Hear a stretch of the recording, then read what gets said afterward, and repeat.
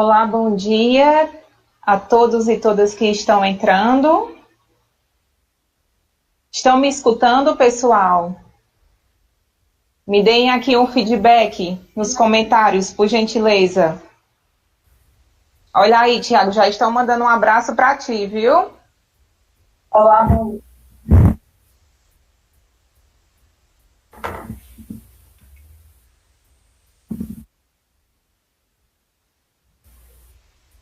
Um abraço aí para o Anailson, que mandou um abraço para mim. Um abraço.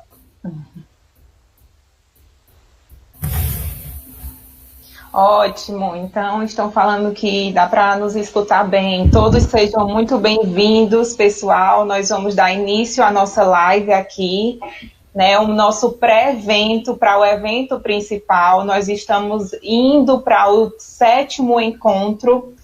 Todos os anos a Rede SIC das instituições de ensino superior e pesquisa, a gente se encontra pessoalmente, troca experiências sobre a Lei de Acesso à Informação, cresce muito sobre o nosso trabalho. Quem já participou do evento consegue comprovar isso, que a gente volta para os nossos órgãos cheio de experiência para implementar a lei, mas infelizmente por conta da pandemia nós não vamos nos encontrar esse ano presencialmente, mas não podíamos deixar de fazer o nosso evento, que vai ser totalmente online. Então, quem ainda não fez a sua inscrição pode fazer aqui. A gente deixou o link na legenda desse vídeo, tá certo? Até o dia 22 de setembro é possível você fazer a inscrição, um evento totalmente gratuito, totalmente online, para você acompanhar, discutir todas as informações e as atualizações sobre a Lei de Acesso à Informação. Vai ser uma troca incrível. E nosso evento principal, de fato, vai acontecer entre os dias 23 a 25 de setembro. Então, eu quero já deixar aqui para todo mundo lembrar de fazer a inscrição que a gente deixou aqui nos comentários, tá certo? Nossa discussão de hoje vai ser também sobre um tema riquíssimo, que é sobre transparência ativa na prática. Então, ninguém pode ficar de fora. A gente vai trazer diversas discussões e perspectivas do ponto de vista estratégico, do ponto de vista operacional e também do ponto de vista de controle. E para quem está aqui presente, você pode também receber o certificado dessa live. Basta se inscrever aqui na nossa lista de presença, também tem um link que vai te levar a isso. Infelizmente, algumas pessoas participaram da nossa primeira live e acabaram esquecendo e não conseguiram receber o seu certificado. Então, eu já quero deixar esse lembrete aqui para ninguém perder essa oportunidade. E fica com a gente até o final, que eu tenho certeza que vai ser um momento muito rico de troca de ideias e de experiências, tá certo? E aí eu quero apresentar para vocês, né, os nossos convidados de hoje. Primeiramente, para quem ainda não me conhece, eu sou Aretusa Tenório, ouvidora da Universidade Federal do Cariri, no interior do Ceará. A gente tem sede em Juazeiro do Norte. Inclusive, o nosso evento presencial muito provavelmente seria aqui na nossa região, mas infelizmente não foi possível, quem sabe para os próximos anos. E a gente vai trazer um pouco da experiência de como a Lei de Acesso à Informação foi implementada e está sendo monitorada aqui na UFCA, tá certo? E, para tanto, né, eu quero apresentar a vocês os nossos convidados de hoje. São pessoas que trabalham aqui no Ceará, aqui na universidade, e também um representante da CGU do Ceará. Nós temos o servidor Tiago de Alencar Viana. O Tiago, ele é o coordenador de transparência, governança e gestão de riscos na UFCA. Nós temos nosso colega Cícero Marciovânio, que é a atual autoridade de monitoramento da LAI. Até bem pouco tempo atrás eu estava nessa função e agora está sendo muito bem substituído pelo Marciovânio. E nós temos também o nosso colega da CGU do Ceará, auditor federal de finanças e controles, Leonino Rocha, que também vai trazer um pouco para a gente da perspectiva de controle, o que é que os órgãos de controle esperam de nós, né? Então, aguenta aí firme que vai ser muito bom toda a discussão. E para começar, eu quero partilhar com vocês rapidamente como é que foi implementado e como é que está sendo monitorado aqui na Universidade Federal do Cariri a Lei de Acesso à Informação. Na nossa estrutura organizacional, nós entendemos que seria melhor, né, para a implementação da lei, a gente fazer uma espécie de divisão. Então, para a transparência passiva, ficou sob a responsabilidade da ouvidoria, então eu estou à frente, junto com o meu colega Cícero Joaquim, o Isaac. Eu acredito que ele esteja também nos acompanhando nesse momento. Um abraço, Isaac, para você.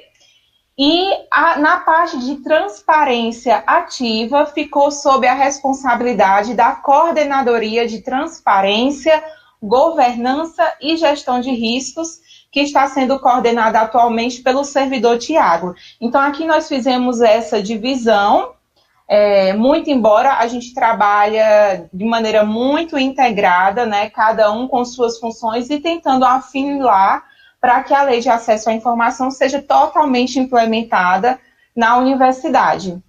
Para tanto, eu queria começar com a fala do Tiago, do colega Tiago. Né? Bom dia, Tiago. Tá tudo bem por aí? Estamos tão distantes, ao mesmo tempo tão próximos, né? Bom dia, Aretusa. Bom dia a todos. Tá tudo bem, graças a Deus, como você disse. Todo mundo distante, mas ao mesmo tempo muito próximo. Ainda a gente ainda continua na batalha, numa época mais difícil, né? Esperando que tempos melhores venham o quanto antes. Isso mesmo. Tiago, então eu queria que você falasse um pouco sobre a transparência ativa aqui na UFCA, né? E como ponto de vista, né, já em trabalho com governança, eu queria tirar essa dúvida, essa curiosidade que eu acredito que das pessoas têm, né? Qual é a relação entre a transparência ativa e a governança? Eu quero só pedir, gente, para que os outros colegas, se possível, a gente deixe só o Tiago na tela, que aí eu acho que ainda melhora a transmissão, tá? Enquanto isso... Você pode, por gentileza, só repetir a pergunta, porque cortou um pouco, talvez tenha colocado para quem está assistindo também, por favor. Claro, posso. É isso, gente, a internet, né, tem essas oscilações. Por enquanto, eu queria até perguntar aqui, quem está aqui presente, comenta aqui, gente, no YouTube, de onde você é, quais são as universidades que estão aqui presentes. Inclusive, eu quero deixar aqui né, de que, embora a gente tenha um público-alvo, que são as instituições públicas de ensino e pesquisa do Brasil, o nosso evento é totalmente aberto a todos os outros órgãos de todas as esferas federais, estaduais, municipais. Então, eu quero aqui estender o convite que vocês realmente repassem para todos os colegas que trabalham com a Lei de Acesso à Informação, né, ainda que seja nos municípios, em algum ministério, em alguma secretaria estadual, municipal, eu quero deixar aqui o convite, porque, na verdade, as nossas discussões, elas com certeza alcançam as diferentes realidades. Geralmente as pessoas voltam para os órgãos após os eventos cheios de experiências, de ideias para implementar. Então, eu quero deixar aqui estender o convite e contar com vocês para que vocês realmente vão passando, né, para os outros colegas essa grande oportunidade que a gente está construindo a diversas mãos, né? E aí, Tiago, para começar, eu queria que você falasse um pouco mais sobre a transparência ativa aqui na Universidade Federal do Cariri. E, já que você também trabalha com governança, eu queria saber qual é a relação, a gente pode ter essa relação entre transparência ativa e governança? Qual é o teu olhar sobre isso? Perfeito, Aretusa. Mais uma vez, bom dia a todos. Parabenizar também a Aretusa e agradecer pela oportunidade, parabenizar pela articulação dela para o evento e também a oportunidade de compartilhar aqui conhecimento, né, com todos que estão assistindo e também com o Leonino, né, e com o Márcio Vano, tá certo? Com relação à sua pergunta, Aretusa, tem tudo a ver, né, transparência ativa, não vou dizer só ativa, mas a transparência em si com a governança. Né? A transparência, ela é, digamos assim, um componente da governança. A governança é muito ampla, Então, é necessário que a gente realmente consiga compreender não só o conceito, mas a prática da governança em si, para que a gente também consiga fortalecer a transparência dentro de nossas instituições e consiga, digamos assim, ter ações com eficiência, com eficácia, com efetividade, certo? Então, eu vou trazer aqui uma visão, partindo do geral, do amplo, discutindo um pouco sobre governança, sobre seus mecanismos, sobre a sua utilidade em termos de monitoramento, de acompanhamento e de ações também de melhoria da gestão, visando, é lógico, né, aí os valores agregados e resultados para a sociedade. Então, aqui eu peço licença para eu compartilhar aqui minha apresentação, tá certo? Só um minuto.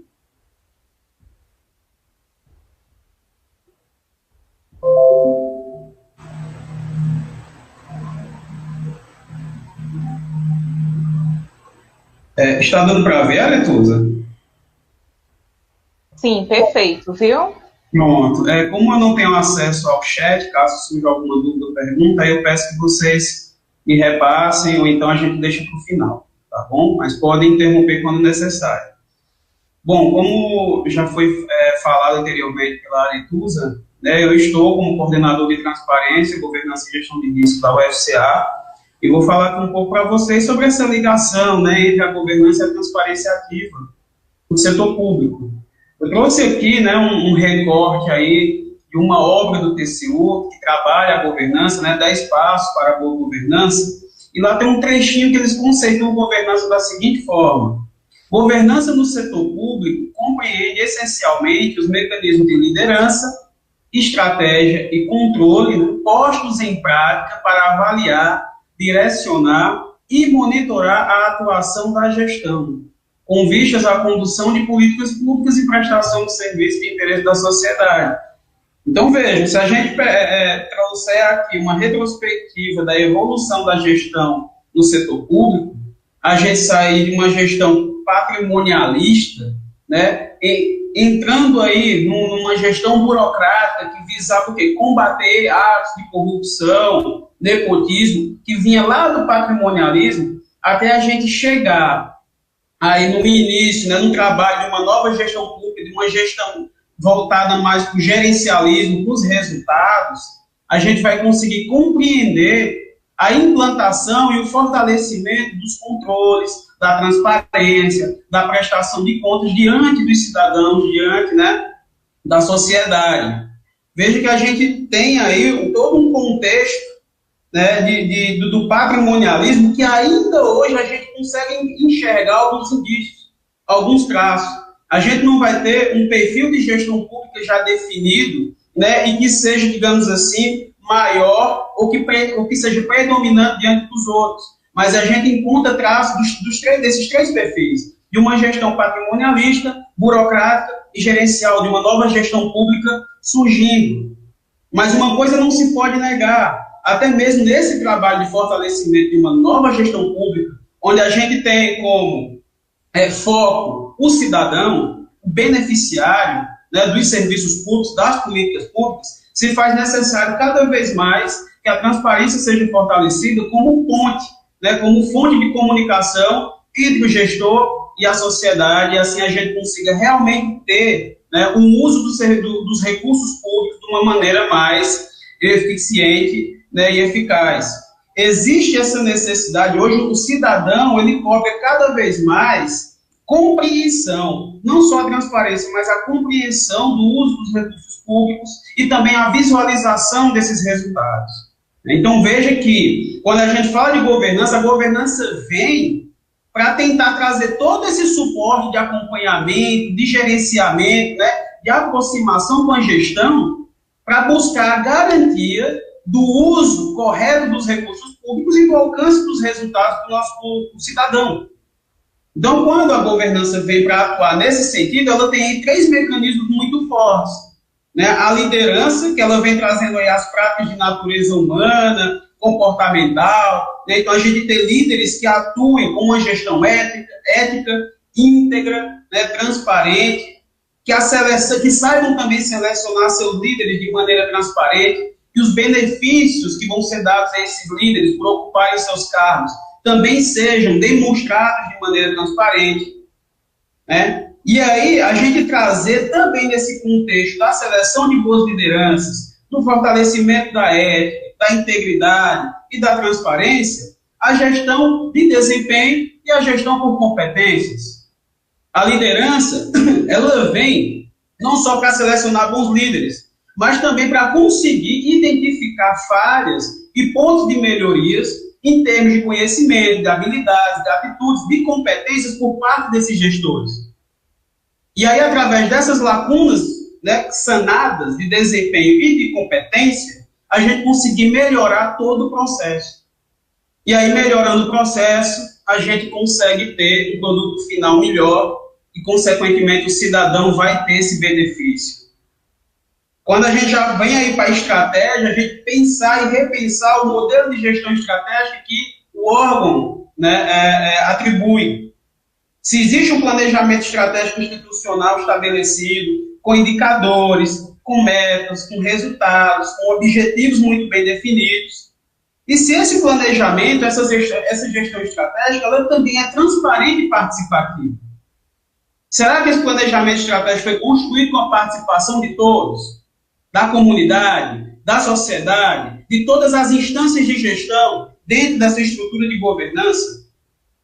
Então veja que a gestão estratégica ela vai bem além de um simples documento onde consta um planejamento, mas ela traz também um caráter democrático muito forte e que esse planejamento estratégico ele possa ser desmembrado em planos táticos e planos operacionais. E que todos esses resultados, em todos os níveis organizacionais, sejam demonstrados através de resultados esperados e que esses resultados sejam acompanhados através de indicadores e de metas estabelecidas para o alcance dos objetivos estratégicos. Então, veja que eu já vou falando aqui de 2 mecanismos estruturais da governança e todos eles com um caráter de transparência muito forte. E a gente acaba falando de transparência ativa porque essas ações devem ser proativas por parte da gestão. A demonstração de todos esses resultados, metas, objetivos, seleção de líderes, né, e também a própria capacitação e fortalecimento dessas lideranças. E, por fim, a gente tem um terceiro pilar muito forte, que é o controle, né, que aí a gente vai ter o estabelecimento dos canais de transparência dentro do órgão, seja ativa ou passiva, né, ter aí um canal muito forte, íntegro, estabelecido para conseguir passar todas as informações que são solicitadas pelo cidadão, mas que também haja uma proatividade, né?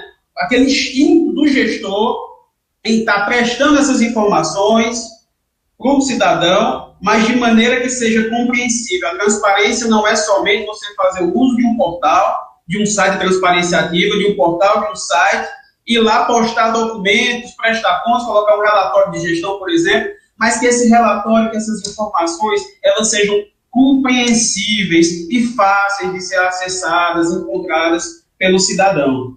E aí, no controle, a gente encontra a necessidade também de quê? De fortalecer a auditoria interna, de trazer autonomia para a auditoria interna, capacidade e força estrutural necessária, né? A gestão de riscos também ser fortalecida, juntamente com os controles internos.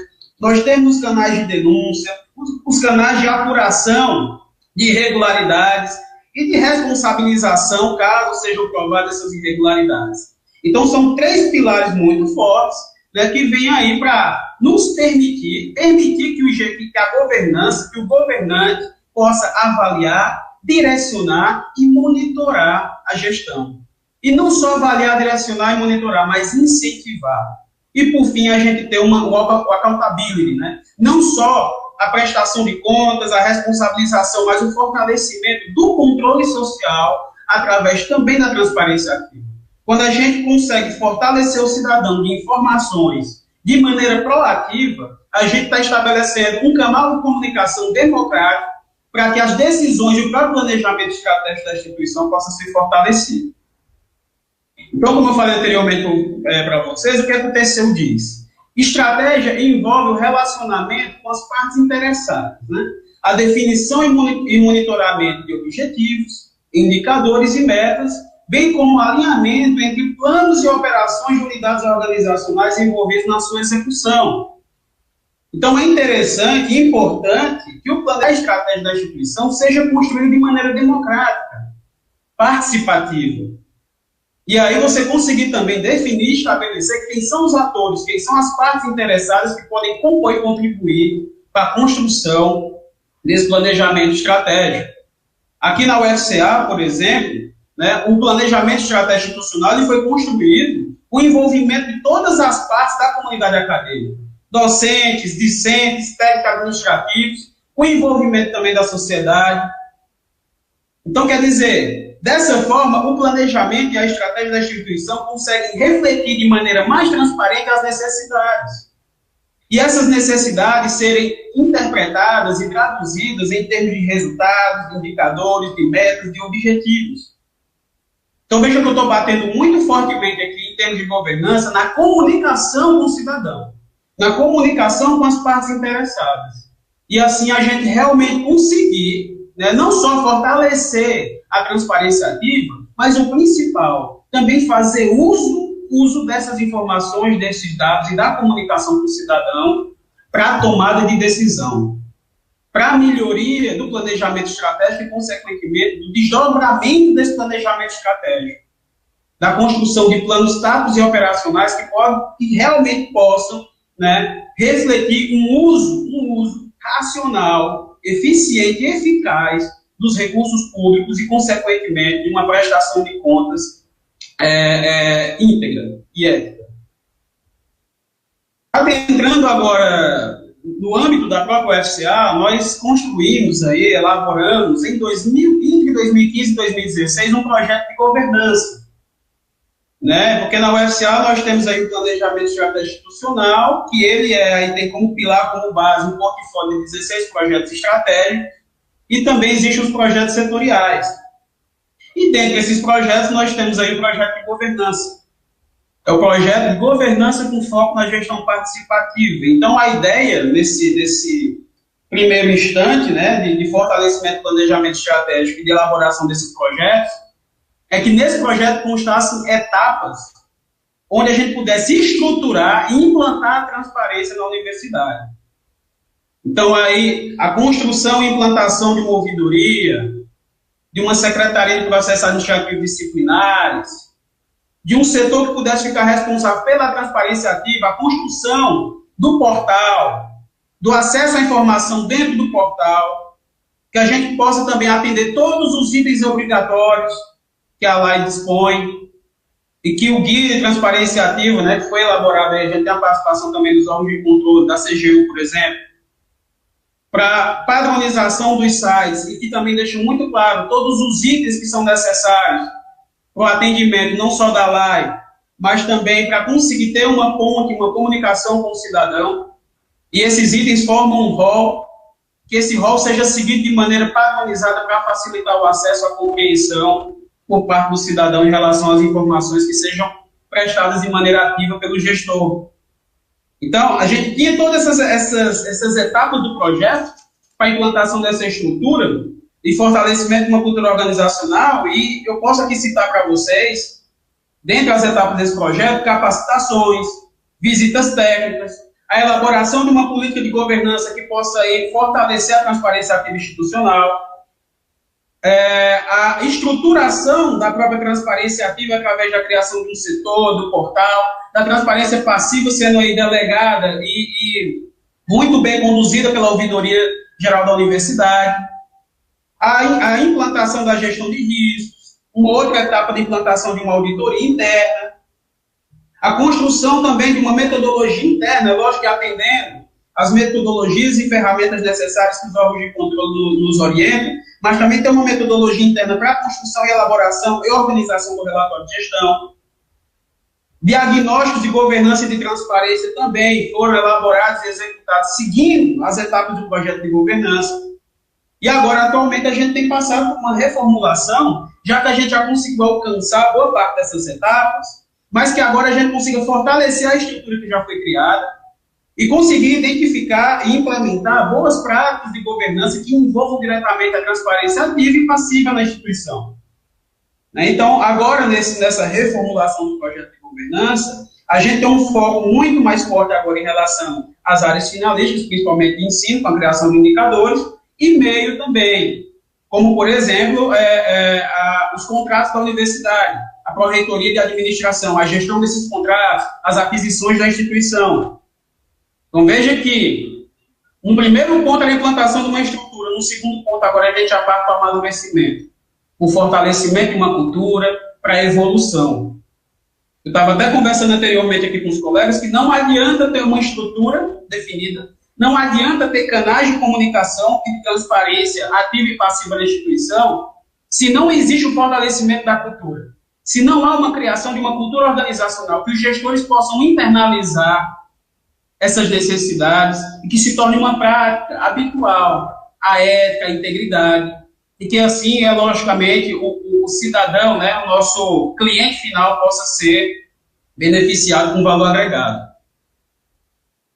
E aí a contribuição para o planejamento estratégico, a contribuição desse projeto de governança para o planejamento estratégico. Integrar as ações de gestão estratégica, como eu disse a vocês, a gente realmente conseguir ter aí um desmembramento do planejamento estratégico em planos táticos e operacionais, desenvolver um modelo de governança com foco na gestão participativa, porque se a gente consegue ter canais de transparência realmente ativos, funcionando, e que a comunidade acadêmica e a sociedade não só conheça esses canais, mas façam uso, e essas informações sejam prestadas de maneira clara, compreensível, acessível, padronizada para o cidadão, a gente consegue estabelecer também uma comunicação, um diálogo. E que esse diálogo reflita nas ações de gestão, que esse diálogo reflita no fortalecimento do planejamento estratégico e, logicamente, na sua reformulação, quando for necessário, uma evolução desse planejamento. E ampliar e aperfeiçoar ainda os canais de comunicação interna e externa da universidade.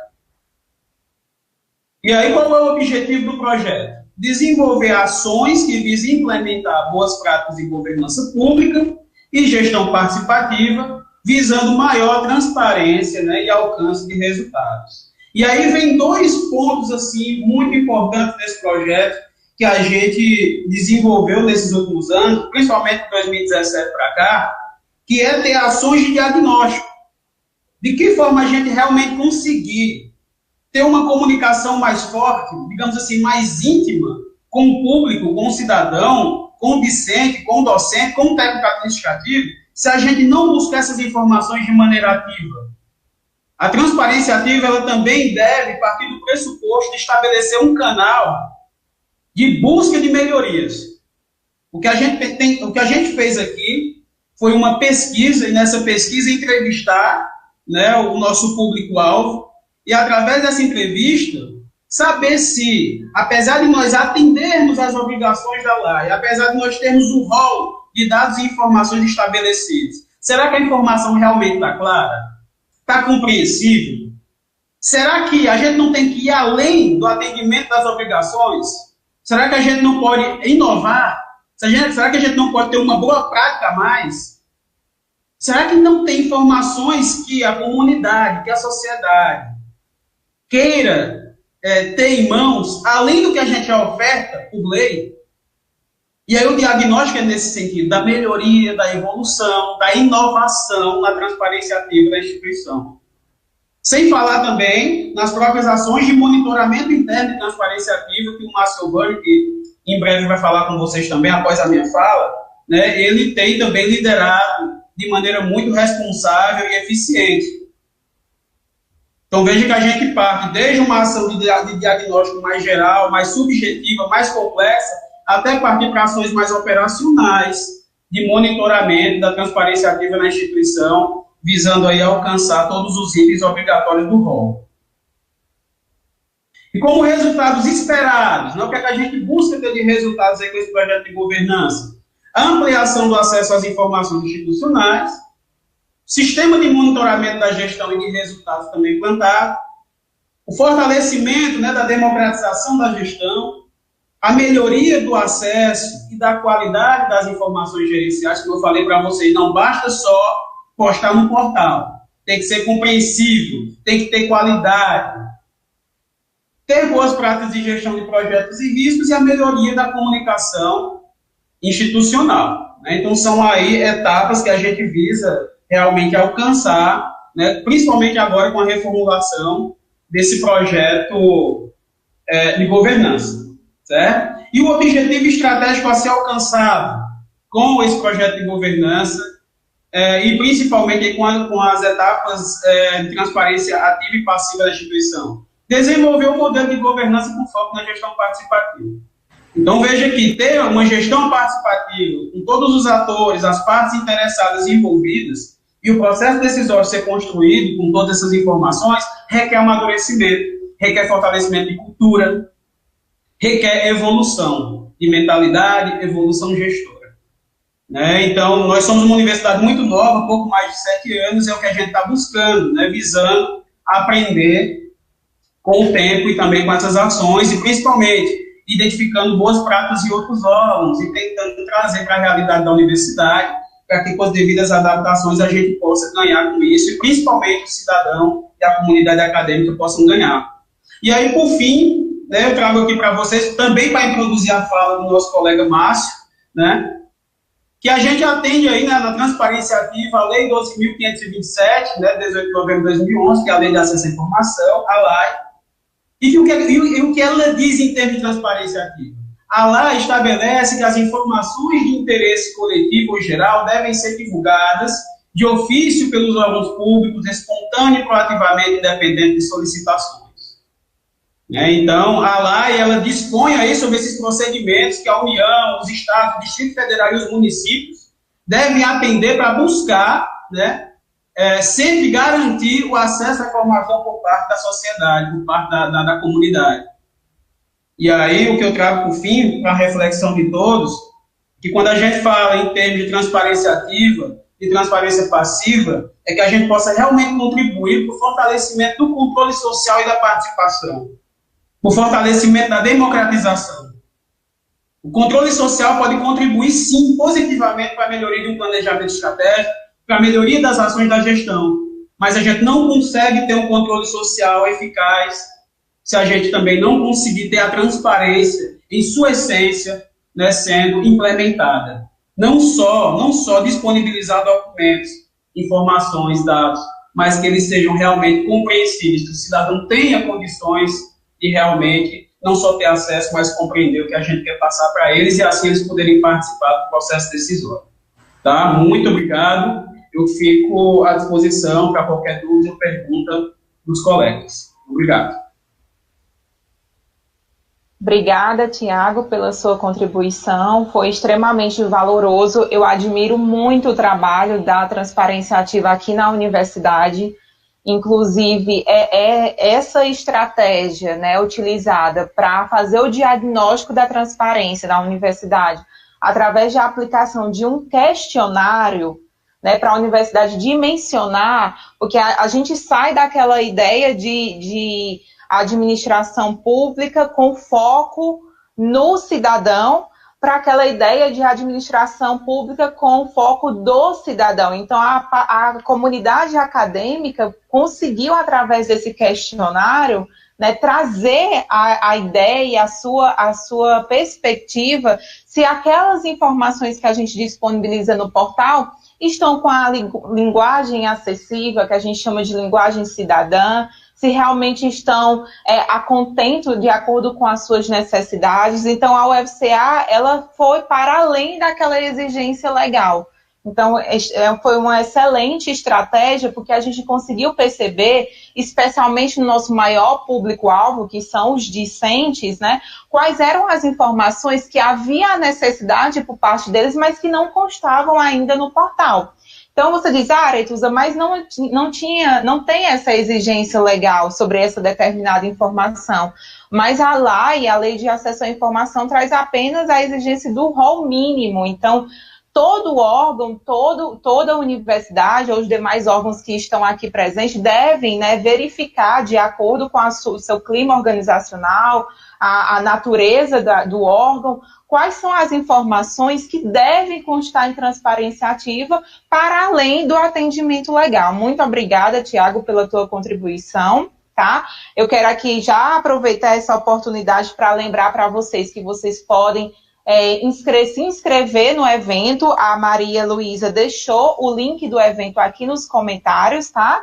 Assim como vocês podem receber um certificado pela participação dessa live. Basta se inscrever também na lista de presença que está na descrição dos vídeos.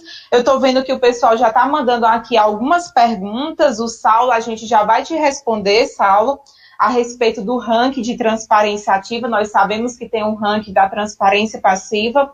O Leonino, que é representante da CGU Ceará, daqui a pouco traz um pouco mais de informações a esse respeito.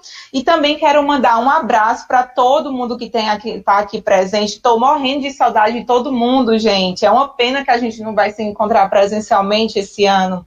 Então, vou só mandar um abraço, não fiquem com raiva se eu esquecer algumas pessoas.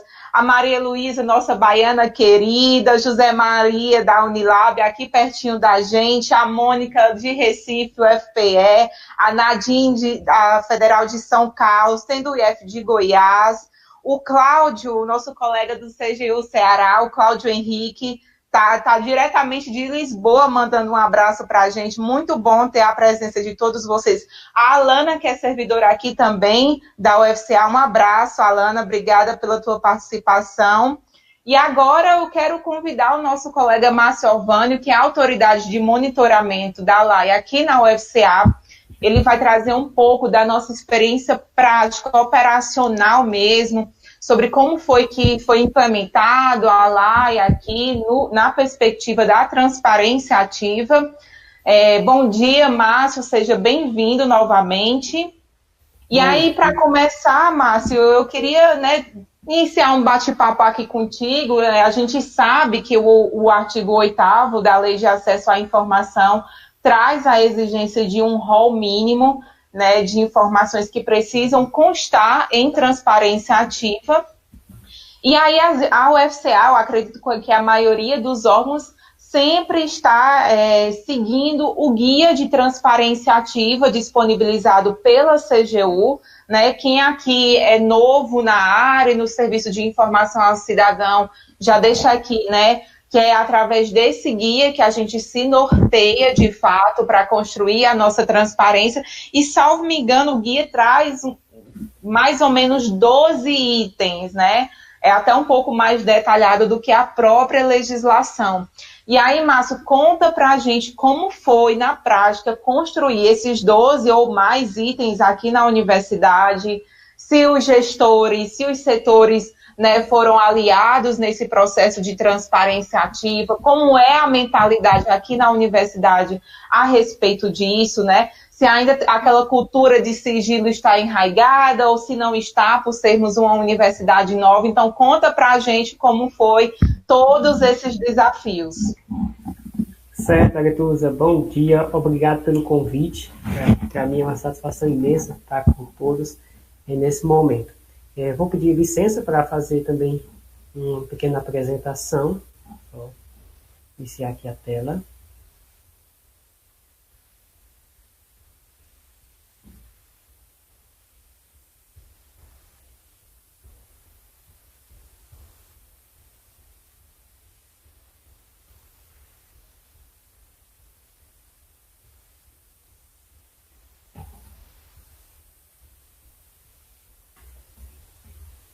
Já estou conseguindo visualizar a tela? Não estou iniciando aqui ainda. Então, vou falar um pouquinho, sobre... Bom, agora não está sendo visualizado. Então, vou falar um pouquinho, sobre esse início, da transparência ativa na nossa instituição, na UFCA. Algo que me chamou muito a atenção, algo que era novo para mim, uma universidade nova, como o Thiago já havia falado, apenas pouco mais de 7 anos, e eu fazia parte da mesma pró-reitoria, mas fazia parte de outra coordenadoria. Então, para mim, houve uma grande mudança, já fazem 3 anos dessa grande mudança, que foi o mundo da transparência. Eu faço parte da coordenadoria de governança, gestão de riscos, mas principalmente de transparência, né? Coordenadoria de transparência. Então, quando foi para assumir essa divisão, eu me deparei com vários termos, várias legislações, vários documentos sobre transparência, atividades sendo realizadas, e era algo muito novo, pois a transparência na universidade, principalmente na nossa universidade, você é uma universidade nova, estava iniciando seus trabalhos. Já estávamos trabalhando, né, com o plano de dados abertos, a construção desse plano de dados abertos. Já estávamos também trabalhando o monitoramento da transparência das nossas páginas. O diagnóstico já foi tratado aí pelo Tiago, né? Então nós estávamos realizando também esse diagnóstico.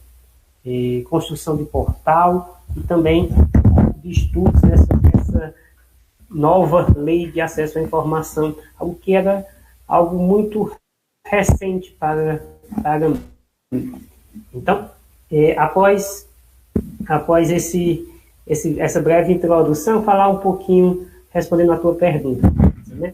Então, como eu já falei, eu saí dessa área do orçamento a convite do Tiago, para integrar a equipe de transparência ativa, né, para ficar responsável exatamente pela transparência. Eu recordo que o Tiago me fez uma pergunta: Márcio, você tem interesse em ficar na gestão de risco? Temos uma divisão livre para a gestão de risco, temos também uma divisão para a gestão de governança e também para a transparência. Então, qual você prefere? Quero transparência. Conhecia pouco sobre transparência, mas já me interessei em participar. Então, assim, foi uma mudança um pouco trabalhosa para mim, que era acostumada a planilhas, a controles orçamentários, e vim fazer esse trabalho agora de apresentar esses números, né, de divulgar esses números, informações que ficavam restritas ao nosso setor, que ficariam apenas entre os gestores da universidade. Então, essa nova identidade, né, de transparência foi começando a ser absorvida, de forma até que foi uma coisa nova para mim. Parecia aquelas crianças, né, que estão aprendendo as primeiras letrinhas, brincando com os primeiros jogos, né? E eu estava nesse ritmo, eu estava num novo começo na transparência. E assim, para muitos que já estão inseridos, ainda temos novos desafios, novos decretos, novas leis, a cada momento surge algo novo, né?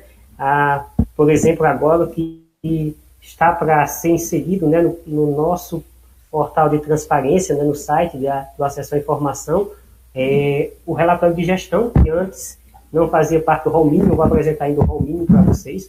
Então, assim, muitas mudanças. E quando cheguei foi tudo novo, então não tive a oportunidade de iniciar um estudo, mas sim de já começar um trabalho, já me envolvendo no monitoramento, já me envolvendo no diagnóstico, entrando em contato com os setores. Então, isso gerou um grande aprendizado, e cada aprendizado era uma nova alegria, né, uma nova satisfação.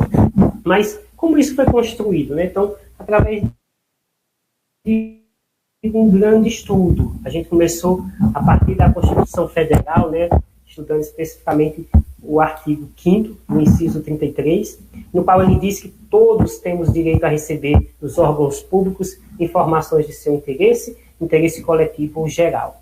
Então, fiz aqui só um momento, travou. Então, eu separei um pouco o que é obrigatório, né? Na lei de acesso à informação, eu pulei um item, mas na lei de acesso à informação, essa Constituição, esse artigo da Constituição, né? E foi um novo paradigma, né, para a nossa gestão pública. Uma gestão que era acostumada, né, vivenciava um momento onde tudo era sigiloso, onde não se era apresentado, não se era divulgado informações, principalmente referente a despesas e receitas. E agora, com a Constituição, com a Lei de Acesso à Informação, fomos convidados, né, literalmente, de forma obrigatória, legal, né, seguir o compliance da transparência. Então, todas essas informações, elas são obrigatórias, e nós temos um rol mínimo, né, para divulgar, pelo menos esses 12 itens que eu vou estar citando. Então, só um esclarecimento, né, nós temos transparência ativa e transparência passiva. Isso a Lei de Acesso à Informação ela deixa bem clara. Então, eu vou trabalhar aqui, como é o meu setor, minhas atividades, eu vou me adentrar ao tema da transparência ativa, né? E o que seria essa transparência ativa que eu tanto falo, né? A transparência ativa é aquela que tem o trabalho de divulgar informações pela própria administração pública de forma legal. Nós somos obrigados pela lei, pela Constituição, independentemente de solicitação. Márcio, mas essas informações são todas obrigatórias de ser divulgadas? Não. Existe um rol mínimo obrigatório, existem informações que a universidade ou instituição pode considerar de importância para a sociedade. Também aquelas informações que são muito demandadas aos órgãos que são responsáveis pelas ouvidorias, né, por receber essas demandas da sociedade. Então, aquelas informações também muito demandadas, a gente recebe com muita satisfação para incluir também no nosso portal de acesso à informação. Então, a Aretusa já falou um pouquinho, né? O meu livro de cabeceira, quando eu entrei na transparência até hoje, é o Guia de Transparência Ativa, né? O guia da CGU. Quando iniciei lá na CTGR, na nossa coordenadoria, estávamos utilizando a quinta versão, a quinta versão. Nós já temos com a versão atualizada, a CGU atualizou ela em 2019. Então, ela apresenta diversas informações, ela apresenta o rol mínimo de itens obrigatórios para que sejam divulgados no nosso portal. E além desse rol mínimo, ela apresenta também um detalhamento de cada item desse rol. Então, quem não conhece ainda, tem interesse, né, pesquisa lá, Guia de Transparência Ativa do TCU, e você vai encontrar esse documento que é riquíssimo e que contribui muito para a implantação da transparência ativa na UFCA. Então, já falamos desse rol mínimo. E o que seria, né, esse rol mínimo de informações, né? Ele está no nosso artigo 8º, né, parágrafo único da Lei de Acesso à Informação, que diz que é dever dos órgãos e entidades públicas promover, independente de requerimento, a divulgação em local de fácil acesso, no âmbito de suas competências, de informações de interesse coletivo ou geral por eles produzidas ou custodiadas. Então, vamos dar uma passadinha agora e ver quais são esses itens do rol mínimo, né? Só um momento.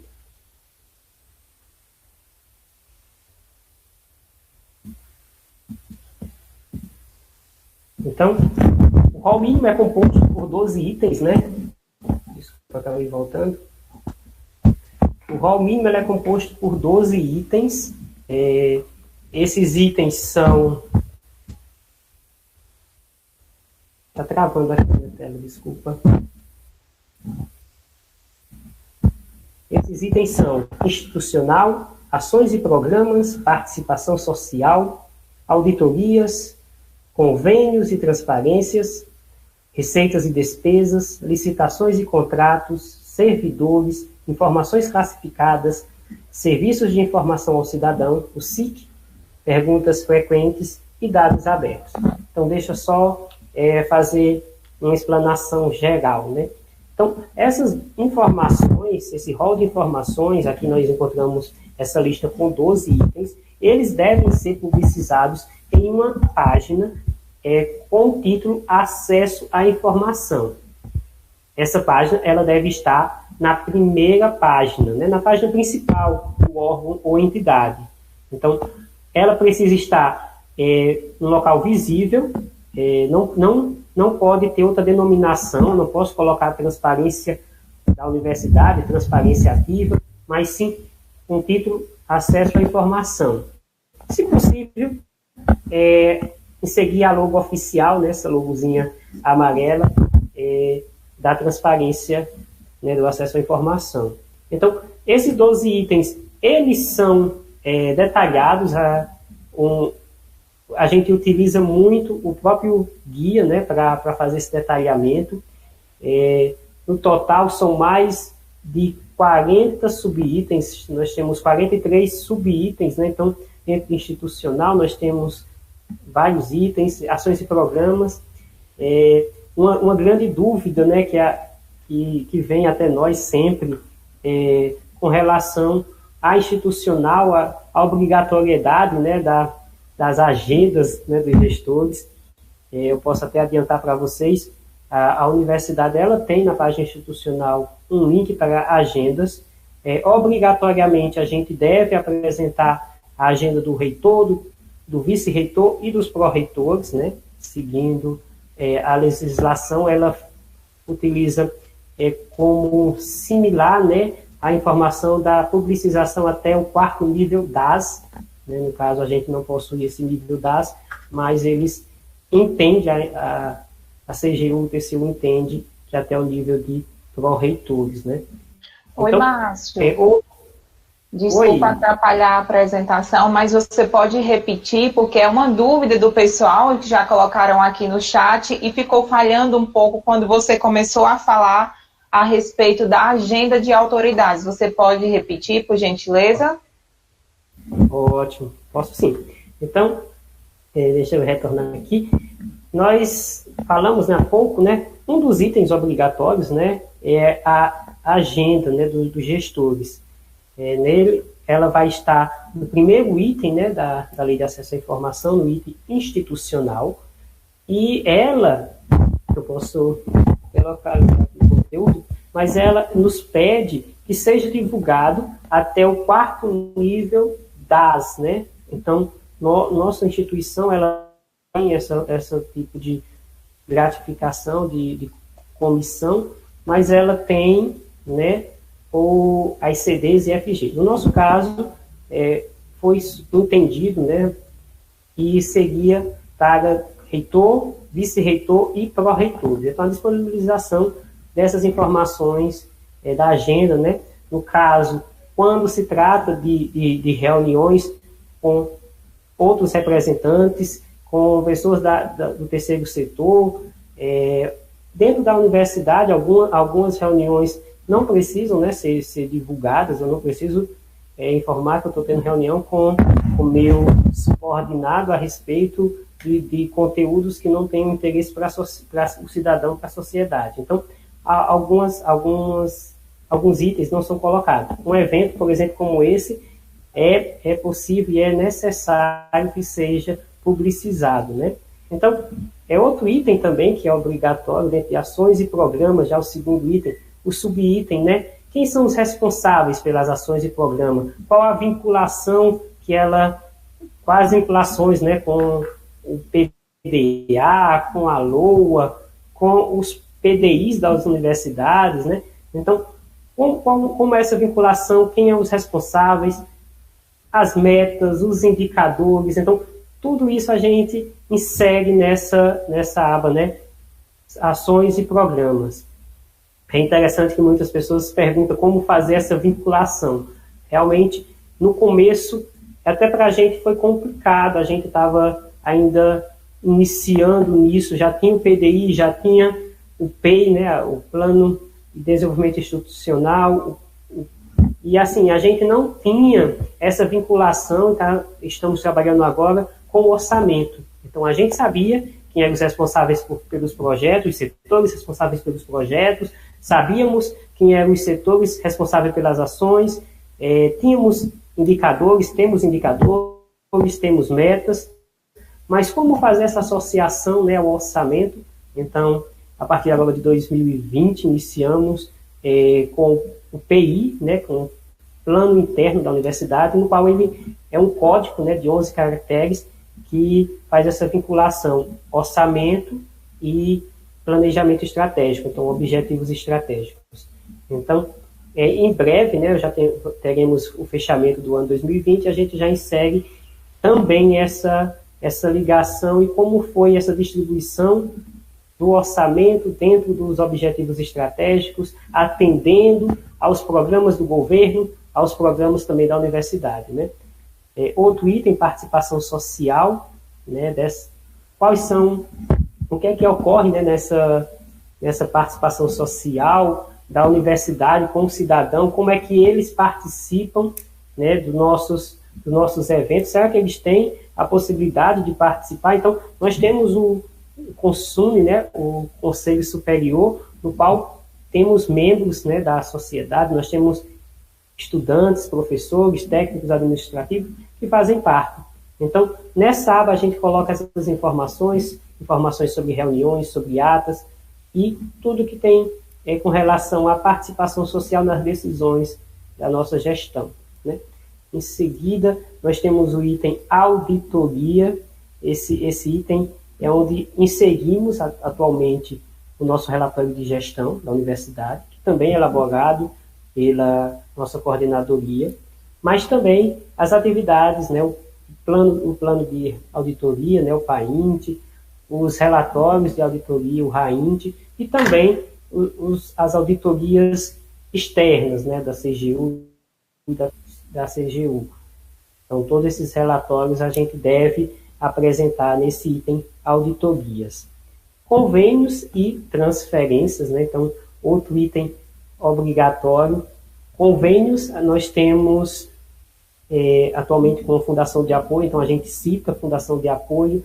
Transferências, os famosos TEDs, né? Então, muitas vezes as universidades precisam fazer parcerias para a realização de cursos, por exemplo, como a nossa universidade faz parceria com a ENAP, Escola do Governo, né? Então, essas informações sobre essas transferências a gente insere nesse item.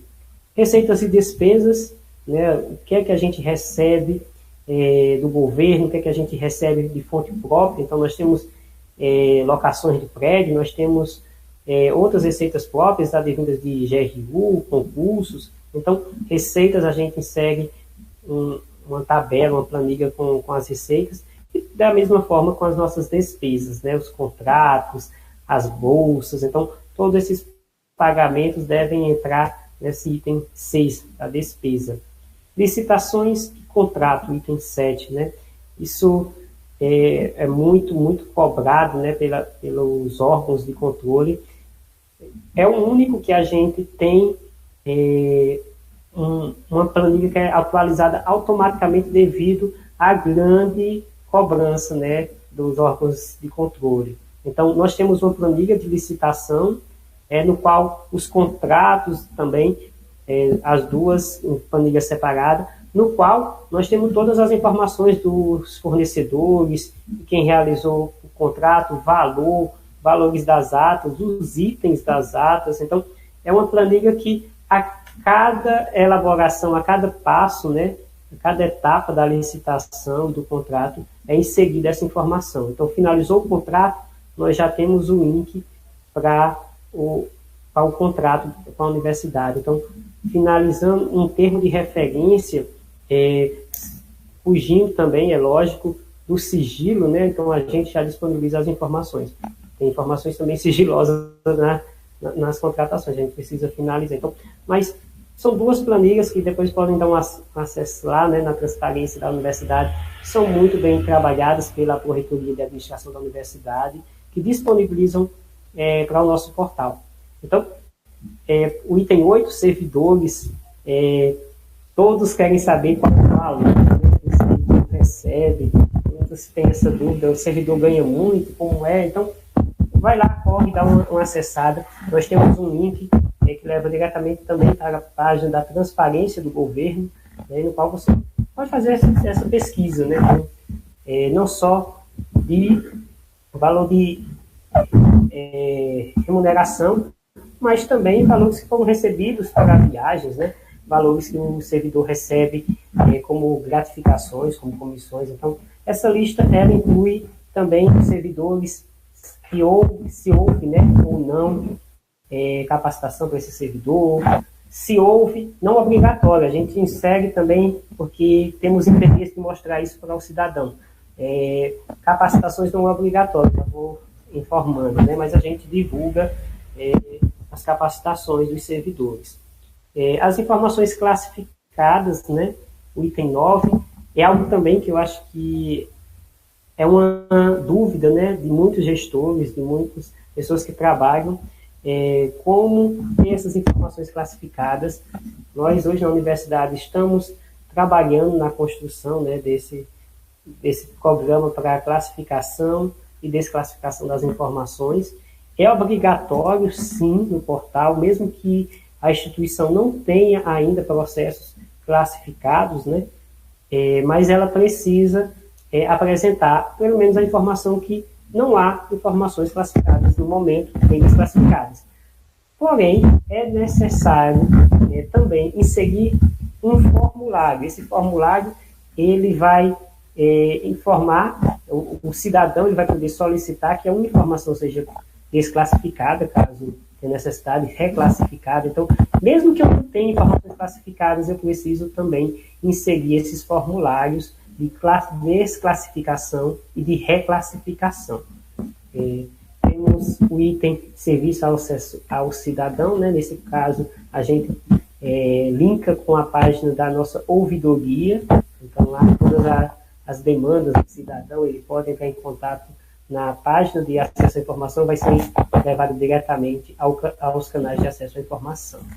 Então, perguntas frequentes, quais são aquelas perguntas mais demandadas, né, pelos nossos cidadãos, pela nossa comunidade acadêmica?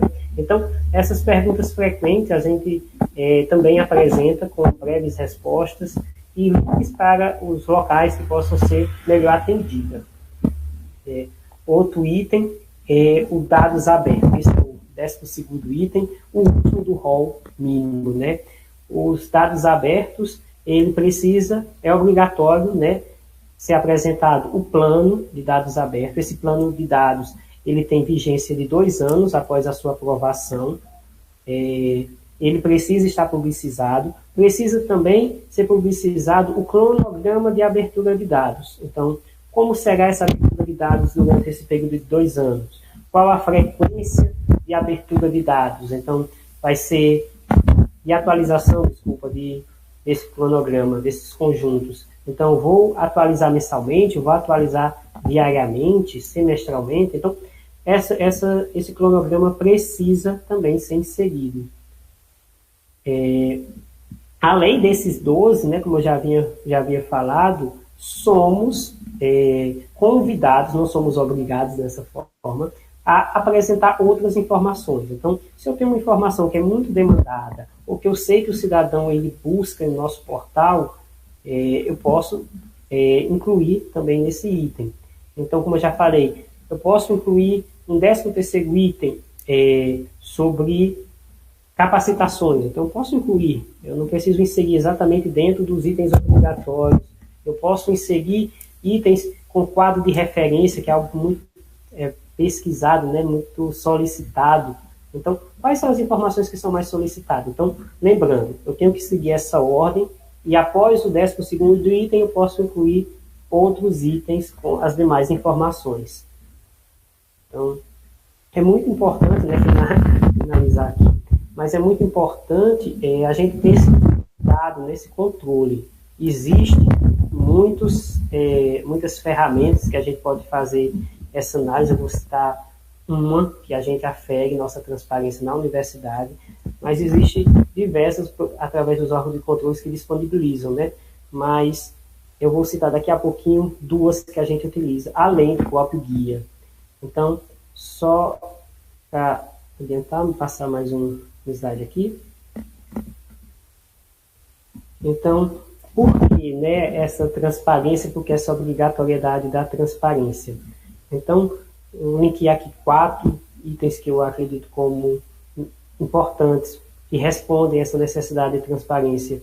Por um maior controle social, melhoria da gestão e aprimoramento das políticas públicas. Acesso a serviços públicos e outros direitos. Terceiro, fomento aos negócios, geração de inovações. E o quarto, fundamento democrático, princípio constitucional.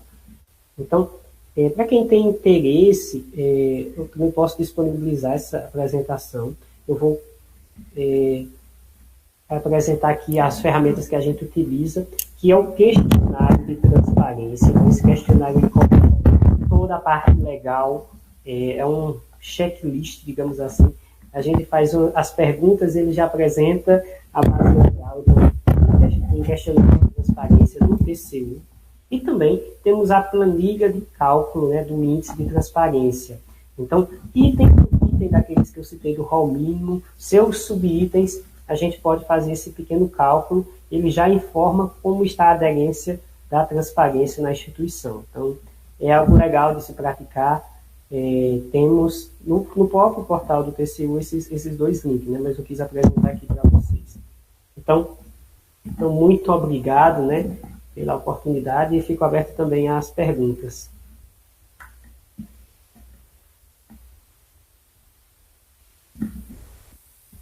Márcio, obrigada pela tua contribuição, foi excelente. Surgiram aqui duas perguntas, né, a respeito de como é que se alimenta a transparência ativa aqui na UFCA. Uma em relação às agendas de autoridades, que você, né, já comentou. Se você quiser responder, ou então o Leonino também vai poder responder isso. A respeito se o Saulo Eduardo, obrigada, Saulo, pela sua contribuição, ele pergunta, só um momentinho, a divulgação da agenda de autoridades através da disponibilização do link para a agenda do Google daquela autoridade atende os requisitos da legislação?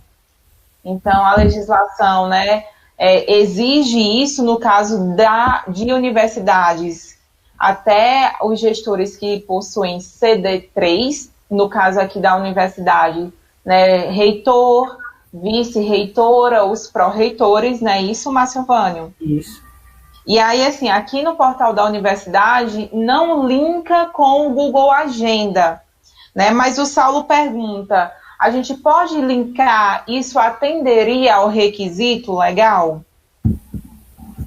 Sim, nós iniciamos, né, nós temos um novo portal, né, que iniciou em 2019, e a gente trabalhava no antigo portal com a agenda do Google, né, então era esse trabalho feito diretamente pela agenda do Google. Essa nova plataforma, né, que foi possível incluir a agenda dentro do próprio site. Antes não era possível, então atende, né, a intenção é que sigam pelo menos as informações mínimas e que não deixem de publicizar nessas informações, mas atende sim. Excelente, obrigada pela resposta. A gente precisa compreender que existe a obrigatoriedade da gente disponibilizar a informação e que a informação ela seja acessível, né? Seja clara, com a linguagem cidadã. Então, o meio em que essa informação vai ser disponibilizada aqui, ela fica em um segundo patamar de importância. Então, o Google Agenda vai sim atender essa exigência legal, porque o cidadão vai conseguir ter acesso àquela informação que é a agenda daquela autoridade, daquele gestor. Outra pergunta que fizeram aqui, o Saulo novamente diz o seguinte: tendo em vista que a nossa instituição divulga em transparência ativa o quadro, deixa eu olhar aqui. O quadro de referência dos servidores técnicos administrativos, ele diz que comumente isso é solicitado através de transparência passiva. Ele pergunta, somos obrigados a atender esses pedidos ou basta indicar o link do último quadro de referência? Saulo, aqui na UFCA também é uma demanda recorrente através do ESIC, né? Agora estamos integrados ao Fala BR, mas é recorrente solicitações de informações públicas a respeito desse quadro de referência. E aqui eu trago sobre a importância de a transparência passiva da instituição trabalhar de maneira integrada com a transparência ativa, né? de acordo com essa, antes mesmo da exigência legal, por conta de ser um pedido muito reincidente, nós alinhamos junto à Pró-Reitoria de Gestão de Pessoas para que essas informações fossem disponibilizadas no portal e constantemente atualizadas. Então, o que é que você deve fazer se você gerencia, por exemplo, a transparência passiva? É um dever da gente responder a todos os pedidos, porque se trata de informação pública, então nós devemos sim responder, e basta para isso disponibilizar o link em que o cidadão pode ter acesso àquela informação, vai redirecioná-lo até o portal da instituição. É assim que nós fazemos aqui na UFCA. Espero que tenha atendido a sua questão. Eu acredito que o Leonino também vai trazer, né, mais informações a respeito. Obrigada, Márcio, pela sua contribuição. Eu sei que é bem desafiador, né, fazer esse trabalho de estar constantemente atualizando o portal com as informações necessárias. Aqui na universidade, a gente está estudando maneiras de oficializar junto aos setores um prazo padrão em que essas informações devem realmente serem atualizadas, circular, e de fato, assim como o Márcio comentou, nós temos alguns itens que são atualizados quase que simultaneamente à informação ser gerada, como, por exemplo, a questão das licitações e contratos, e aqui eu registro, né, o meu elogio à Pró-Reitoria de Administração aqui da universidade, que de fato tem atualizado isso constantemente, as informações ficam extremamente claras, tem cópia de todos os contratos administrativos da universidade, desde a sua criação até então. Então, é uma coisa que a gente só tem agora a manter ou a melhorar, não é isso? Então, obrigada pela tua contribuição, Márcio. Agora eu passo a fala para o Leonino, né, representante da CGU Ceará. Muito obrigada pelo aceite do convite, Leonino. Bom dia ainda, né? Não estamos boa tarde. Bom dia, como está aí pela Fortaleza? Tudo bem? Tudo bom, Aretusa? Em nome da CGU, a gente agradece o convite e essa interação sempre forte com a UFCA que a gente tem, né? E sempre estaremos à disposição. Temos bastante contato também com o Tiago, né, sobre a questão da governança. O Márcio Alvânio não o conhecia, mas também já nos colocamos à disposição, viu, Márcio Alvânio? Que você precisar sobre transparência ativa, estamos à disposição e podemos conversar. Obrigada, Leoninho. E é verdade, esse suporte que a CGU Ceará nos dá não é retórico, é de fato prático mesmo. Sempre que a gente precisa tirar alguma dúvida, né, uma orientação, sempre todos os servidores da CGU Ceará se colocam à disposição. E, Leonino, para começar, chegou aqui uma pergunta que eu acredito que você vai poder nos ajudar, que é em relação ao seguinte: nós sabemos que tem o painel de monitoramento da CGU em relação à transparência, né, mas até então a transparência passiva, né? Eu recordo que no encontro que nós tivemos ano passado, no 6º encontro que aconteceu em Brasília, nós tivemos uma fala de uma pessoa da CGU em que sinalizou que a CGU estaria se organizando para disponibilizar também um painel em relação à transparência ativa. Eu acredito que isso ainda esteja, de fato, em planejamento, né, para uma posterior execução. Mas aí, uma pessoa aqui pergunta na live, né, se tem um ranking de transparência ativa, assim como tem o ranking da transparência passiva. Tem como a gente iniciar a nossa conversa a partir dessa pergunta, por favor? Sim, Aretusa. A Escala Brasil Transparente, que é o ranking de transparência passiva, que há vários anos a CGU vem avaliando e vem divulgando na internet. Transparência passiva. Está sendo criado esse mesmo ranking para a transparência ativa. E creio que ainda em 2020 deverá ser divulgado. Mas está em fase bem adiantada. Eu diria até que provavelmente está em fase final. Então é possível que ainda em 2020, da mesma forma que tem a Escala Brasil Transparente para a transparência passiva, haverá a Escala Brasil Transparente para a transparência ativa. Que ótimo. Então, todo mundo aí fica preparado que daqui a pouquinho todas as nossas instituições vão estar nesse ranking, não é isso? E aí, Leonina, eu quero perguntar o que os órgãos de controle esperam de nós, instituições, em relação à transparência ativa, né?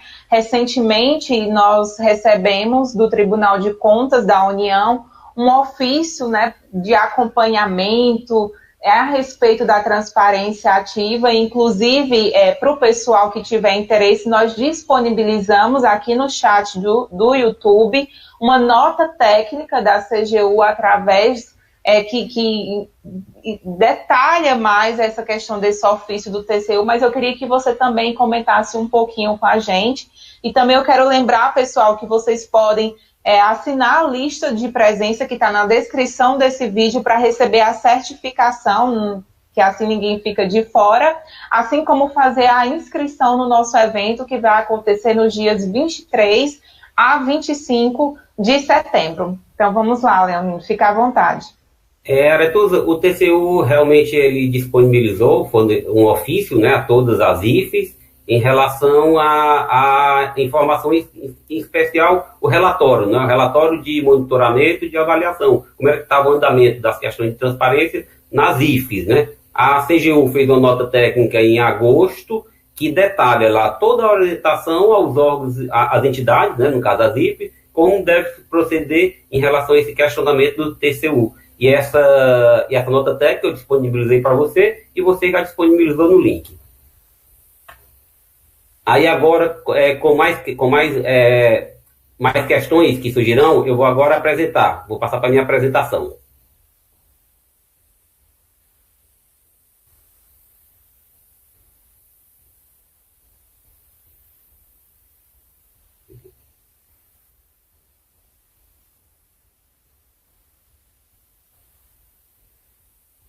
Está compartilhado para vocês? Sim. Tranquilo, viu? Inicialmente, eu quero apresentar para vocês o índice de percepção da corrupção. Não existe, é impossível criar índice de quantidade de corrupção no mundo de uma forma quantitativa, então criou-se índice para medições de formas indiretas. E o mais famoso que tem é esse IPC, Índice de Percepção da Corrupção, da Transparência Internacional. Nesse mapa mundial, apresenta-se os países da cores mais escura, são os mais corruptos, e menos escura, os menos corruptos.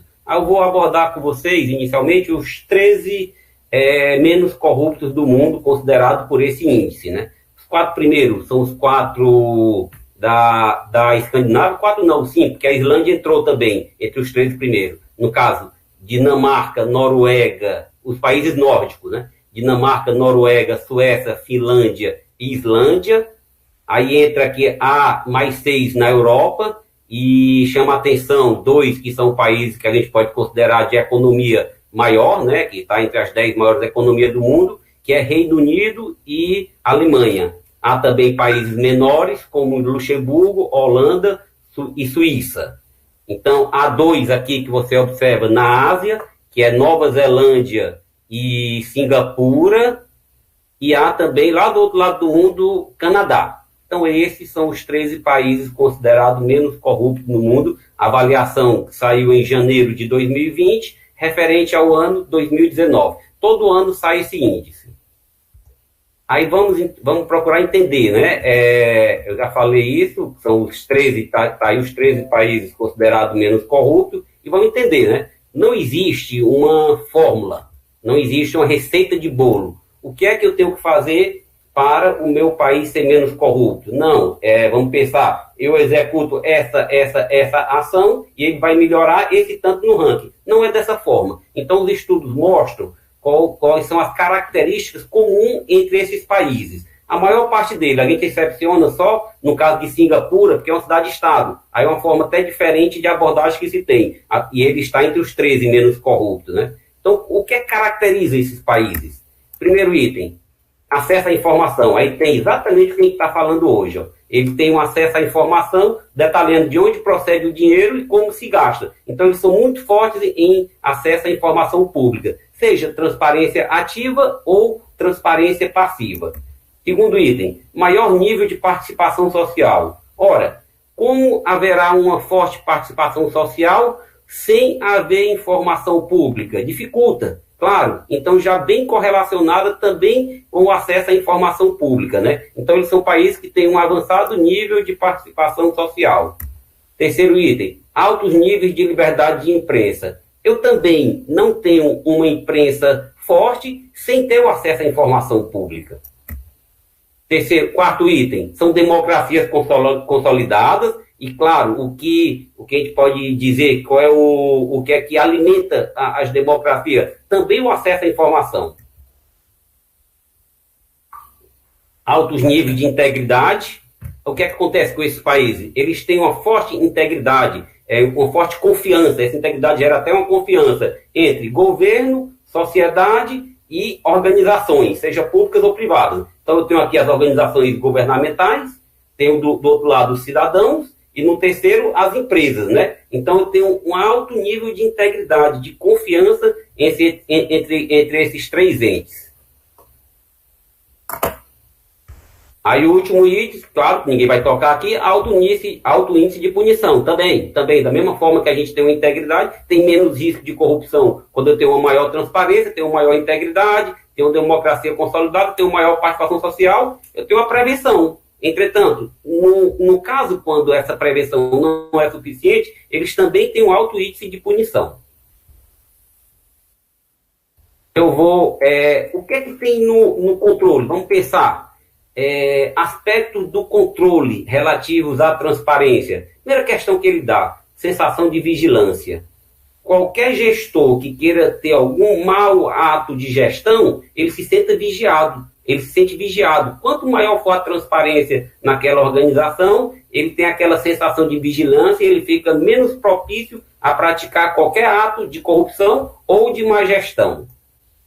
Segundo item, a transparência ela é um pilar da democracia. Não existe democracia consolidada sem uma transparência forte. Permite uma maior participação social, ela empodera o cidadão. A colega Aretusa, da ouvidoria, ela sabe, às vezes o cidadão, ele quer só em ele ser atendido por uma ouvidoria, só ele sentir que está participando, ele se sente com mais poder, ele se sente mais cidadão. A transparência pública é uma instância de integridade pública, aquilo que o Tiago falou em questão de integridade pública, a portaria CGU considera dar lá 7 instâncias de integridade, e uma das 7 é a transparência e acesso à informação. É também um princípio da governança pública, que o Tiago detalhou muito bem, e o descumprimento, aí vem a questão do controle, né? Claro, a informação pública deve ser fornecida no prazo de 20, podendo ser aditado esse prazo para mais 10 dias. Então, todo órgão e entidade do Poder Executivo Federal tem até 30 dias para fornecer a informação pública, né? O descumprimento pode gerar uma punição tanto administrativa como judicial, e muito forte até judicial, que pode ser considerado crime de improbidade administrativa. Aí a transparência ativa, né, que é o motivo maior dessa live, né? Vamos focar mais em transparência ativa. Ela tem um rol mínimo de informações previsto na lei, que isso o Marsilvânio já falou bastante, que eu não vou detalhar para vocês. Como também ela tem alguns itens que tem que estar em transparência ativa, que está no decreto regulamentador da lei, o decreto 7724 de 2012. Agora eu vou exemplificar alguns itens de transparência ativa que a CGU disponibiliza através dos painéis. Há vários painéis e cada vez vai tendo mais. Eu vou citar aqui apenas alguns. Primeiro, painel da Lei de Acesso à Informação. O que é que há? Já há hoje, né, dados do dia 7 de setembro, 951 mil pedidos recebidos, né? Considerando o ano de 2012 até hoje, é uma média mensal de 10 mil pedidos. E essa quantidade de pedidos, ela vai aumentando ao longo dos anos. A lei é uma lei de 2011, mas começou, no caso a vigência dela, começou em 2012, março de 2012. Então, de lá para cá, começou com 7, 8 mil pedidos. Aí foi aumentando, em média hoje 10 mil. Mas a média anual já está mais de 10 mil pedidos por mês.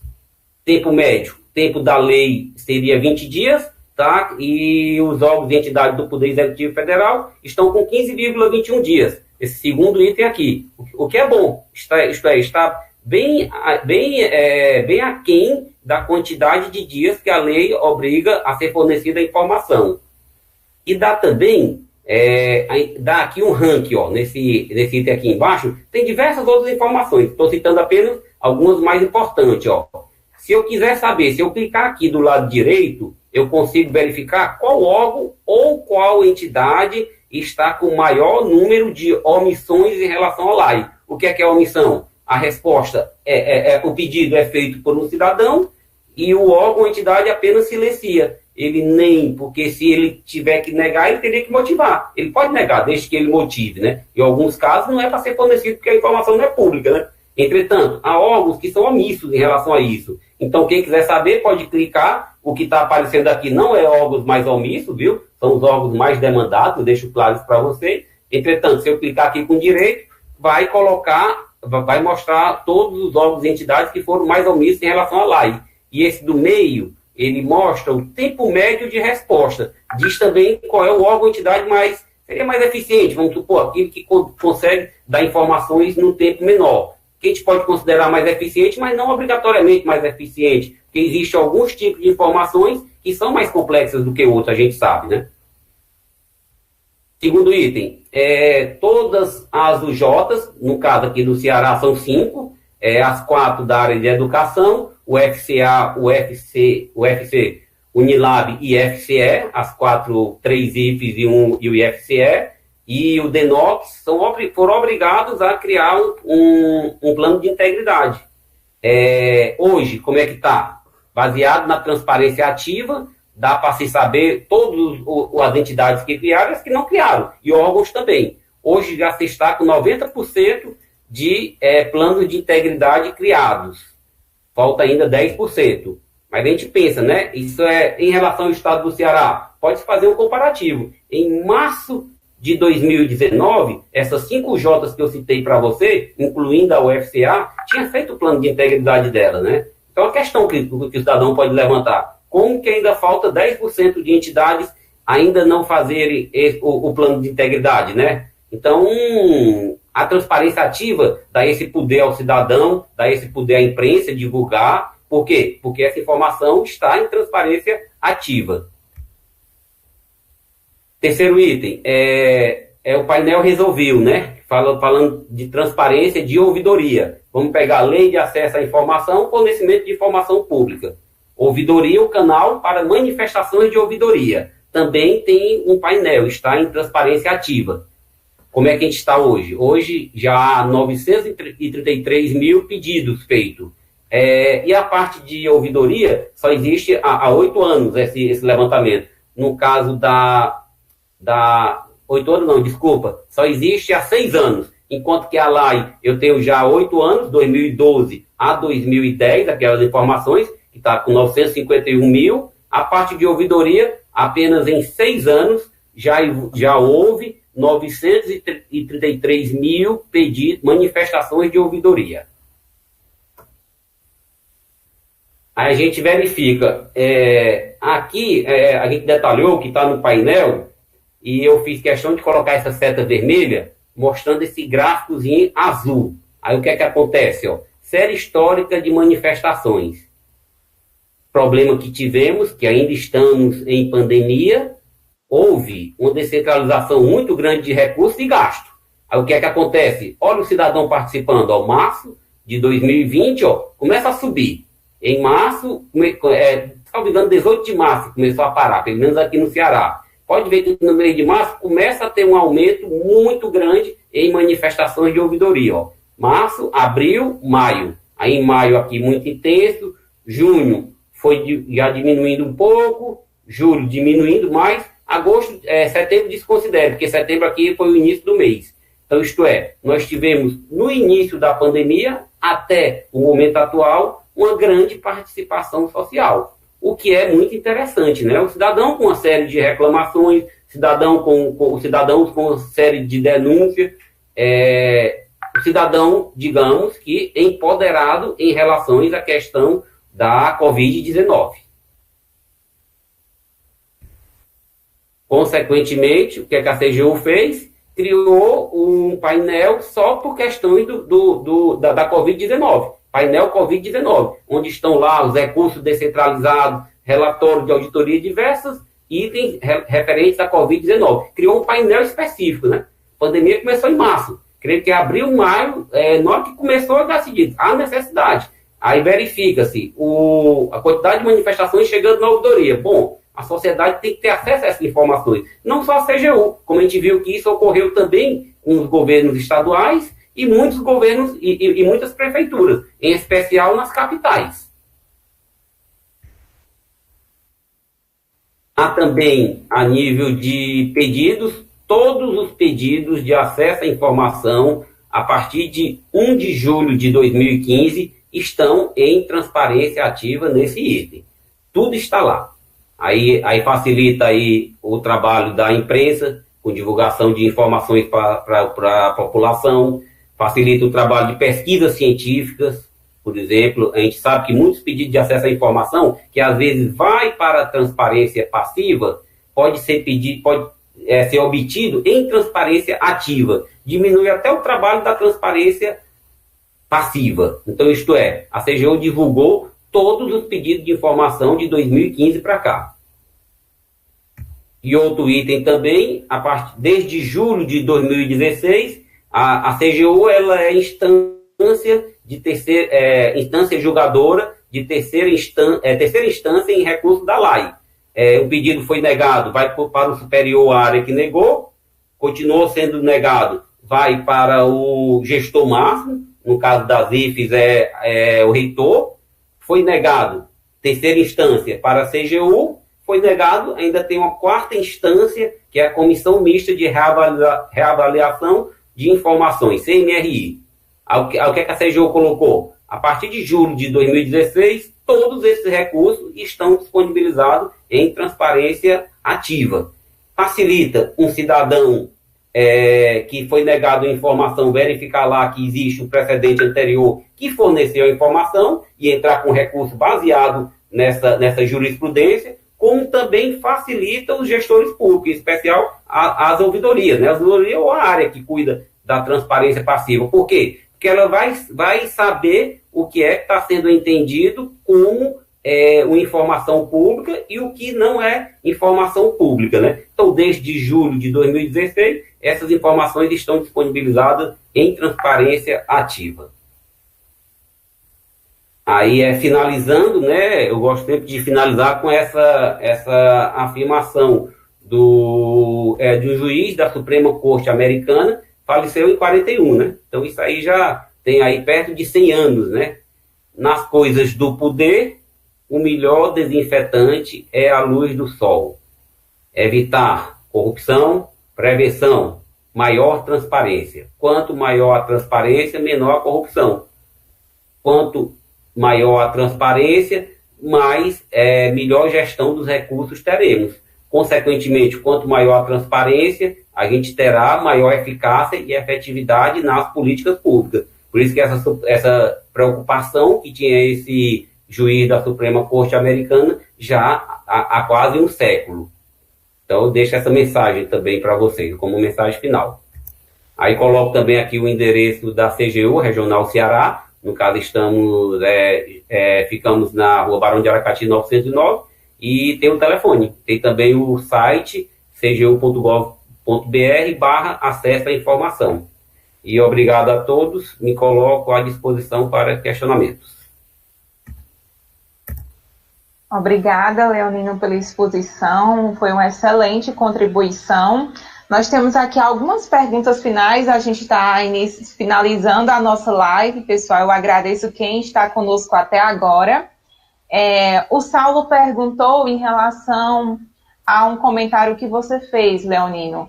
Ele diz, esse ranking que a CGU está pensando em disponibilizar ainda em 2020, que no caso é o ranking da transparência ativa, citado pelo Leonino vai contemplar os órgãos e entidades federais ou apenas prefeituras e governos dos estados? Sabe informar? A informação que eu tenho é de municípios. É porque existe algum em paralelo que eu não saberia confirmar, viu? Se tem órgão de entidade do Poder Executivo Federal. Município, município eu tenho certeza. Mas acredito que seja uma tendência, né, a ter essa ampliação para todos os órgãos. É só uma questão de tempo, de fato, né? Isso, provavelmente. Outro comentário que fizeram aqui, Leonino, que eu achei super interessante, na sua fala você trouxe a questão da importância da transparência, né, de diminuir atos de corrupção, que a transparência favorece o controle social. O Rodrigo fez um comentário aqui que eu achei muito interessante. Ele disse, a imprensa acaba atuando como controle social também. O que é que você pensa a respeito disso? Hoje a gente tem aí o poder e o alcance da internet e a gente vê que muitas vezes algumas denúncias começam através da internet, né? Não necessariamente nos órgãos institucionais, mas também pela internet. De fato, a imprensa, ela favorece ou ela prejudica o controle social? Vamos sempre pensar na boa imprensa, né? Aquela que traz informações públicas fidedignas, reais e verdadeiras. Imprescindível para a consolidação da democracia, imprescindível corrupção, se combate com medidas de prevenção, detecção e punição. Então, imprescindível a imprensa não estar junto na parte preventiva, né? Na parte de prevenção. Então, é de bastante importância. Como não só a imprensa, como também os cidadãos, vamos pensar, né? Os bons cidadãos, com a boa imprensa, sempre imprescindível para esse caminho que creio que entendo que estamos caminhando, que estamos indo, né? Um caminho bastante positivo para a nação. Agora, se há uma parte que desvirtua desse caminho, seja cidadão ou seja oficialmente, também deve haver, não deve ser bom, né? Claro, mas a imprensa, um pilar para a democracia e uma participação muito forte na prevenção a maus atos de gestão. Excelente. Interessante a tua resposta, né? Porque você fala sobre a boa imprensa, né? Essa necessidade que a gente tem também enquanto cidadão de fazer essa divisão, porque a gente vê as fake news, a gente vê, né, o excesso de informações que a gente não consegue verificar de fato a vericidade de todas as fontes. Então, de fato, Rodrigo, a imprensa, ela auxilia nesse controle social, mas tem uma ressalva, é a boa imprensa, né? A gente precisa ficar atento também em relação a isso. Obrigada pela sua contribuição, Rodrigo. E, para finalizar, eu queria chamar novamente também o Tiago, tem uma pergunta aqui direcionada, acredito que ele vai conseguir nos trazer uma boa resposta, né, que fala de que forma a transparência ativa pode ser utilizada como uma ferramenta de accountability. Me refiro de forma geral, não apenas do ponto de vista das finanças. Perfeito, Aretusa. Ótima pergunta, porque assim, o termo accountability acaba gerando muita discussão, né, porque geralmente a gente já traduz esse termo como sendo meramente prestar contas, é uma prestação de contas, é transparência, é responsabilização. Mas a accountability vai também muito além, é bem mais complexo e objetivo do que isso. É uma formação cultural, é aquela cultura do gestor puxar para si, né, a responsabilidade pelos seus atos, pelas suas ações e fortalecer também os controles, seja os controles exercidos pelos órgãos de controle, mas também o controle social. Então, a partir do momento que eu faço uso da transparência ativa para fornecer informações, não só aos órgãos de controle, por obrigação legal, mas fornecer informações para a população, para a sociedade, fortalecendo o controle social e também puxando para mim a responsabilidade sobre os meus atos, sobre as minhas ações, eu estou fazendo uso da transparência ativa como ferramenta importante, relevante no fortalecimento da accountability.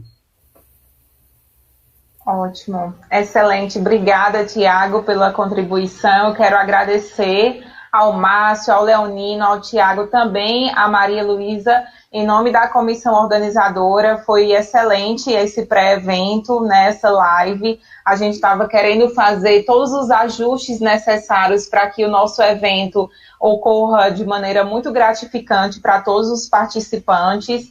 E a gente conta com a participação de todos. Eu reforço a necessidade de se inscrever. A gente está recebendo as inscrições até o dia 22 de setembro, tá? Para todas as instituições públicas de ensino e de pesquisa do Brasil, mas também para todos aqueles órgãos de todas as esferas que trabalham com a Lei de Acesso à Informação.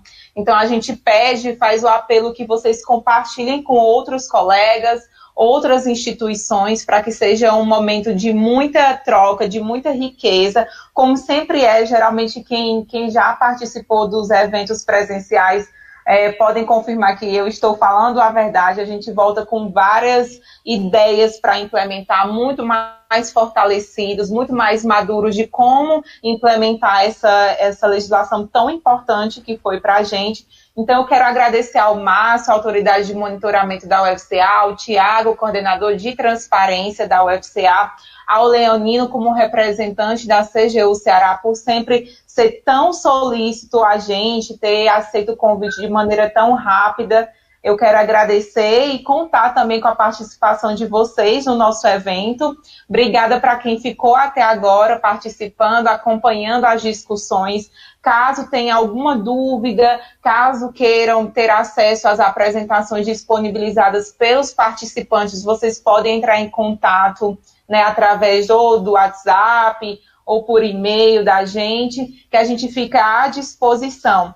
Para quem ainda não participa do nosso grupo, a gente tem um grupo, né, da rede SIC, das instituições de ensino. É só falar conosco, entrar em contato conosco, a Maria Luísa, o Fábio, que também é administrador do grupo, a gente consegue incluir vocês, e lá é sempre maravilhoso. Quando eu estou com dúvida, é o primeiro local onde eu compartilho as inquietudes, os avanços. Então é bom a gente, né, estar fortalecido e unidos nesse sentido. Então, obrigada, gente, tá? Até o dia 23, encontro todo mundo lá. Obrigado, colegas. Até logo. Até Obrigado. Mais, gente. Obrigado. Parabéns a todos. Obrigado, tchau, tchau.